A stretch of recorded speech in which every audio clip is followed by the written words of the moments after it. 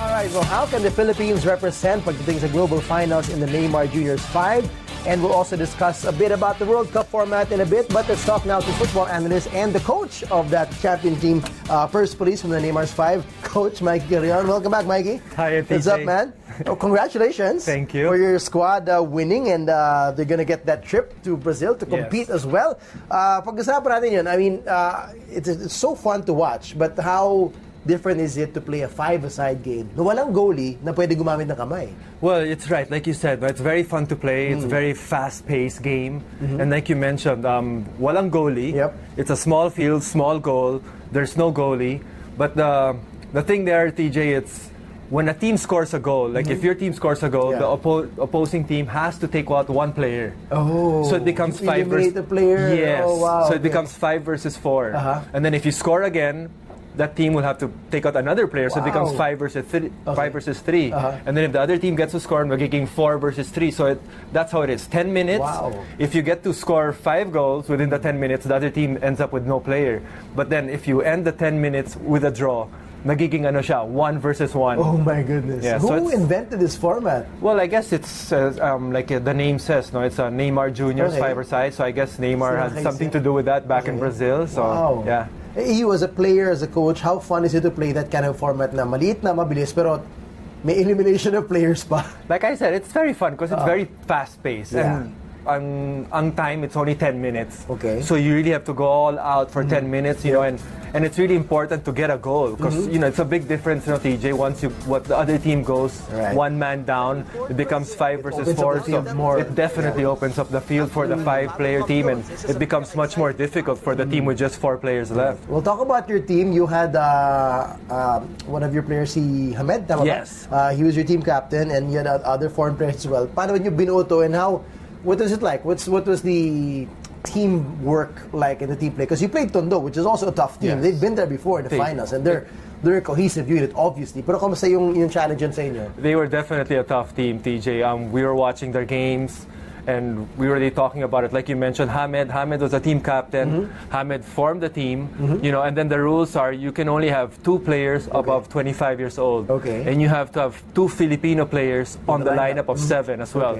So before the tournament started, there was no coach, so here he is, Hamed. He asked me, he wanted me to be part of the team as the coach because he needed help on the sideline. So I definitely said yes. All right. And then we were watching all the games, and from watching all the teams, the Tondo boys were really good, and like you said, very cohesive. They were playing really well, TJ. So partly, I guess they're used to playing futsal then kasi. They are. No? So they're part of the Futkal back in Tondo. Right. So very good team, and a lot of the players are playing in the national team in the Philippines, under 23, under 20, under 21. So a lot of experienced players, and they know how to play the game. So your team is off to Brazil end of July to compete in the parang World Championship ng Neymar 5s. It's teams from all over the world. I think there's around 60 teams.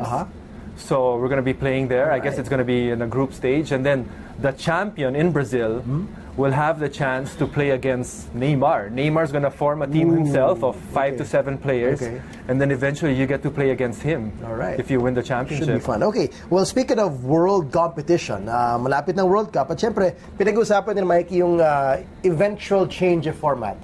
There was some speculation if it would happen as soon as 2022. Looks like it's set for 2026. We don't know where that will be, but it'll go up from 32 teams to 48 teams. This is a lot of teams, and obviously off the bat you say, hey, a lot more chances for others to play.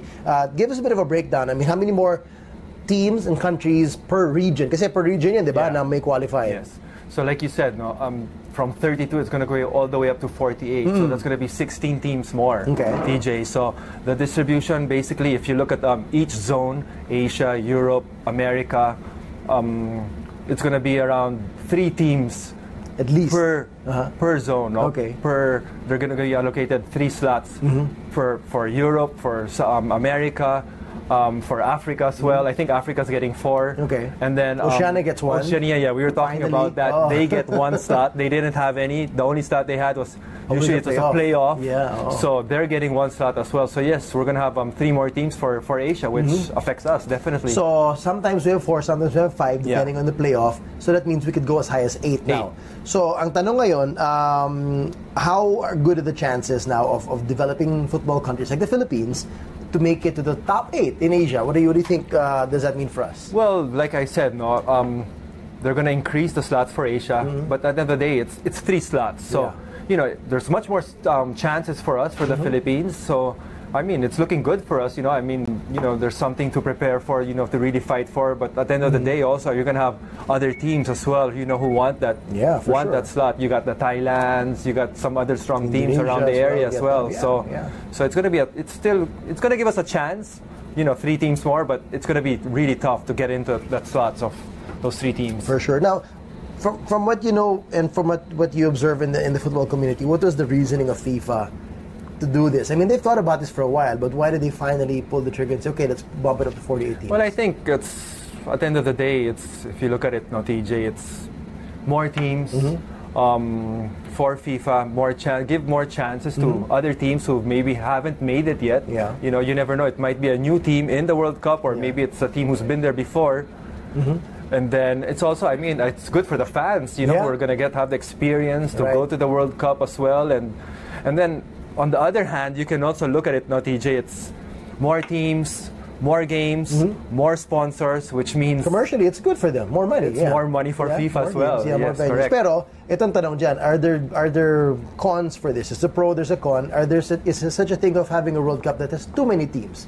Some might say, oh, wala na yung parang nabawasan ng prestige to be in the top 32. Just to be in the World Cup is prestigious alone, di ba? Yes. So now that you make it 48, parang is the party too big if it's that many? Well, you can also look at it that way. I mean, a lot of people are fans, journalists are saying that you know, there's going to be too many teams. Some of the teams, you know, the level of football might not be as high as the other teams they're playing. So you might get to watch some games where, you know, the quality isn't that high as well. But you never know, no, TJ. Even sometimes you have these two countries, top-level countries, when they play each other, hindi rin ganun kaganda panoorin yung game, no? And then you never know, you might have lower-ranked teams when they play each other. You know, you might even get to watch a better game. So you never know. You never know what's going to happen. We've seen in the past as well, some teams who are in the hundreds in the rankings in the next 10 years, they suddenly make it the top 50, top 20. So who knows? This might be that spark for a lot of these lower-ranked teams to have that ambition na kaya pala. Kasi before, parang impossible dream, di ba? Yes, so now with more slots, there's more chances, more dreams to fulfill. All right, well, thanks, Mikey. Good luck to your team. Thank you. And we'll see you again soon as we discuss more about the road to Russia. Thank you. Hi guys, keep watching The Score for the latest sports updates, and don't forget to subscribe to the ABS-CBN Sports in Action YouTube channel.